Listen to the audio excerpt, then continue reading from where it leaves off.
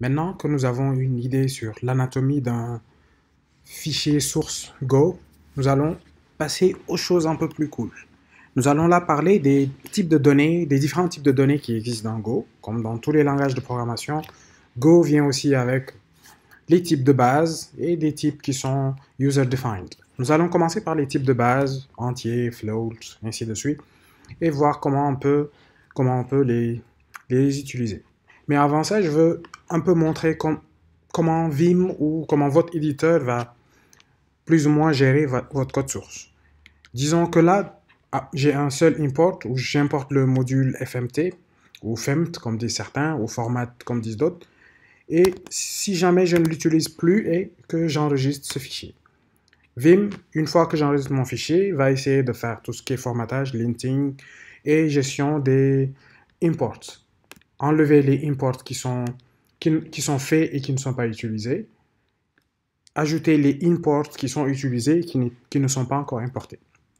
Donc, remettons notre femt, print, c'était printline je crois, from vimgo, et j'enregistre. Et là, comme votre éditeur, normalement, s'il est configuré correctement avec les bons modules, il fait les imports automatiquement. Donc, Go est un langage typé. Statique, ok, on va dire typage statique et fortement typé. Donc, une variable ou une donnée doit toujours avoir un type connu à la compilation. Pour tout ce qui est type pas connu encore à la compilation, nous allons voir ça et c'est pas du tout très proche. C'est quand on va commencer à faire du unsafe et autres. Mais en attendant, on va faire les choses simples. Pour définir une variable, nous avons deux manières. Ou bien utiliser le mot-clé var et dire par exemple, j'ai un S qui est de type string, ou bien j'ai un C auquel je vais assigner une valeur par défaut. Ok, là, mon éditeur se plaint, il dit que ok, j'ai déclaré deux variables et que je ne les ai pas utilisées. Donc, pour qu'il soit un peu plus content, on va les utiliser. Mais on va utiliser la fonction printf. Printf, c'est plus ou moins comme printline, sauf qu'elle vous donne la possibilité de définir un formatage au string, comme en C ou en C++. Donc on va afficher un C, un S, un string et un deuxième string. Donc space, C. Et là, normalement, les warnings, puis je ferme la doc, et puis j'exécute ce code. Ok, j'ai vimgo et rien n'est affiché. Pour le C, ça se comprend, c'est une valeur vide, c'est une chaîne vide, donc une chaîne vide à l'écran, ça peut ne pas se voir. Maintenant, pourquoi le S, il arrive à plus ou moins à l'afficher comme C? Quand nous utilisons cette manière de définir une variable, S contient ce qu'on appelle le zero value du type. Le zero value, c'est la valeur par défaut. Donc, Go décide que pour un string, la valeur par défaut, c'est une chaîne vide. Nous allons définir un ensemble de valeurs, juste pour avoir un scope un peu plus large. Float, sauf que float tout court n'existe pas, il faut 32 ou 64. Je vais prendre le 64 parce que ça coûte rien. Et je vais supprimer cette valeur par défaut pour le moment. Donc, ok, nous allons afficher notre string, donc on peut utiliser le pourcentage S. On va afficher un integer et puis on va afficher un float.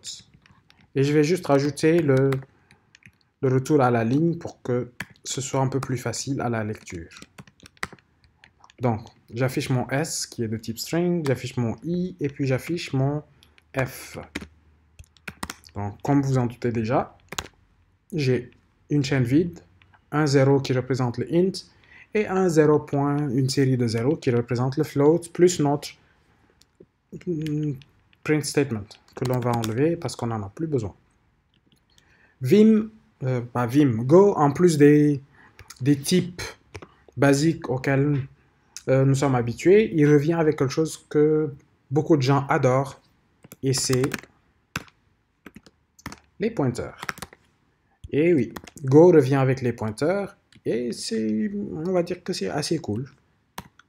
On verra ensemble pourquoi ils ont décidé de ramener les pointeurs et pourquoi on a vraiment besoin des pointeurs en fin 2019, début 2020. Ok, donc là, quel que soit le type que vous définissez, il a toujours le zero value. Donc là, je vais définir aussi quelque chose que l'on appelle les arrays, sauf que dans beaucoup de langages, juste en utilisant les crochets, c'est bon, j'ai mon tableau qui est défini, sauf que Go est un langage typé, fortement typé, typage, statique, même si parfois c'est un peu dynamique, on peut le rendre dynamique si on veut. On doit toujours donner un type aux données quand on les initialise. Donc je vais dire que j'ai un tableau de array, et maintenant je veux afficher ce tableau. Donc ok, nous allons utiliser la forme simple, V, comme ça on va être un peu plus verbeux, et afficher le contenu et le type. Donc là, nous avons les zero values de une chaîne vide qui n'est pas printed à l'écran, puis un 0 pour int, 0, 0 pour le float, et une adresse en mémoire pour le pointeur et notre tableau vide. Nous allons là commencer on va, disons, pour récupérer l'adresse d'une variable, on sait commencer en C++, ça n'a pas changé. On va dire que c'est un S. Mais si vous remarquez bien, S est de type string. P est un pointeur de type int. Si j'essaie de lui allouer cette valeur, il me dit non, tu ne peux pas affecter cette variable, cannot use, ok, le type pointer to string as pointer to int in assignment. Il ne l'accepte pas. Donc, et le fait que votre éditeur soit équipé des bons plugins vous permet de gagner du temps, détecter ces erreurs pendant que vous écrivez du code et pas quand vous essayez de compiler ou faire autre chose. Donc, pour éviter les problèmes, nous allons lui donner un i. Et là, il ne se plaint plus, on réexécute ce code. Et là, maintenant, notre pointeur a une adresse qui est différente de la zero value. Une adresse qui contient ce dont on a besoin. Pour récupérer le contenu d'une adresse, si jamais j'arrive à écrire, on sait que notre pointeur pointe sur un int ou pointe sur une adresse qui contient int. Nous allons utiliser cette variable. Et on utilise étoile ou star pour faire le dereferencing. Ok, let's execute this. Et puis nous avons notre 0. On va faire un truc un peu plus cool. On va dire que var i est un int, mais maintenant il est égal à 12. Donc, si je réexécute, j'ai toujours mon 12, qui est la valeur de i, la valeur de l'adresse, et puis une fois que j'ai déréférencé le pointeur, je récupère mon 12. Go vous permet d'être très explicite quand vous définissez votre type, comme il peut aussi vous dire, d'accord, je pense que je ne suis pas très bête, je sais détecter certaines choses. Donc on va dire que nous avons name Ichigo. Ok, là il va juste se plaindre parce qu'on a défini un S, une variable, et qu'on ne l'a pas utilisé. Ben, on va juste venir là, ajouter une ligne, et dire d'accord, nous allons utiliser entre S. Oui, mais pourquoi il fait tout ça? Ben, c'est juste pour utiliser le même print statement et ne pas devoir tout le temps le faire. Donc là, il arrive bien à afficher le contenu de la variable name.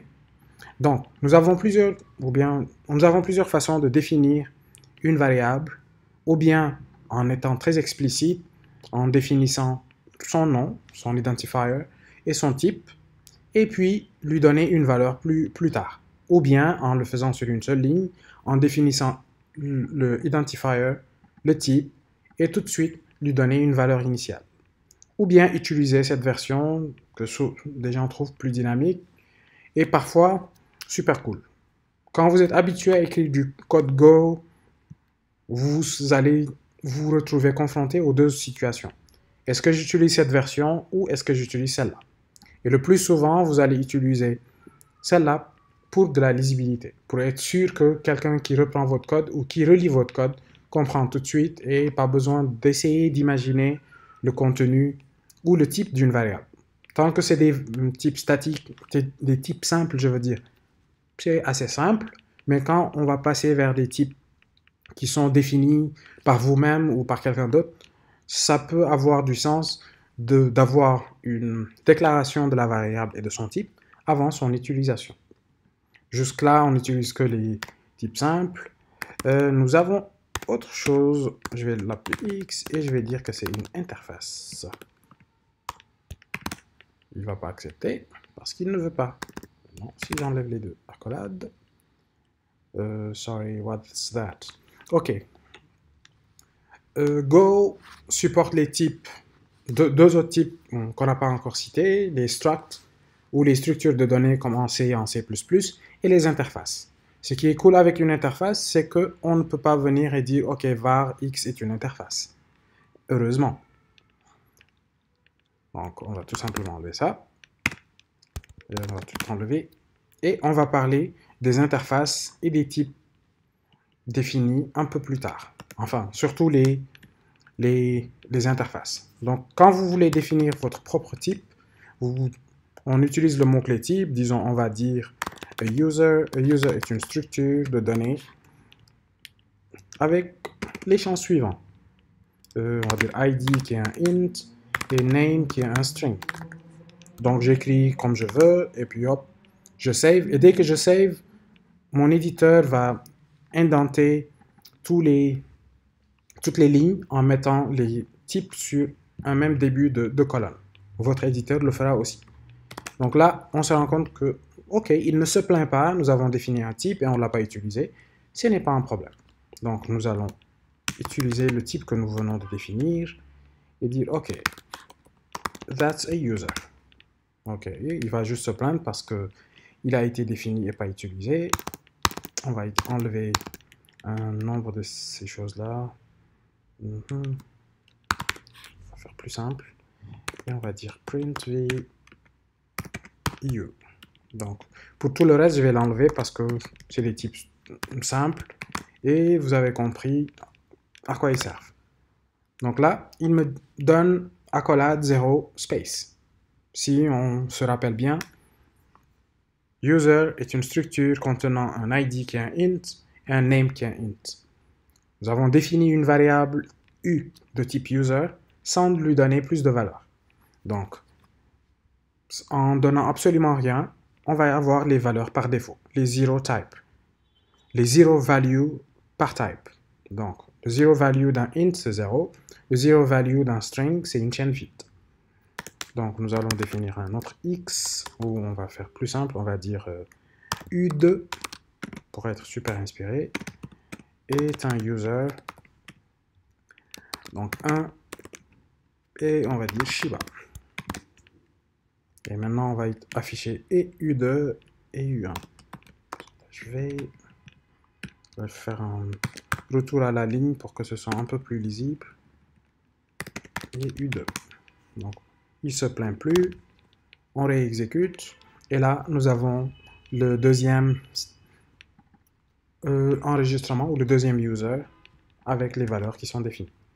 Oui, mais est-ce qu'on est toujours obligé de se rappeler l'ordre dans lequel nous avons défini nos variables? On va dire que pas forcément.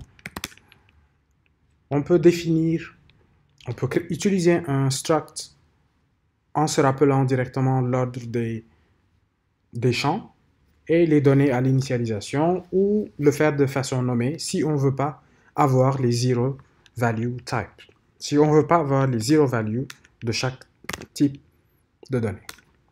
Donc là, c'est les structures plus les types super simples.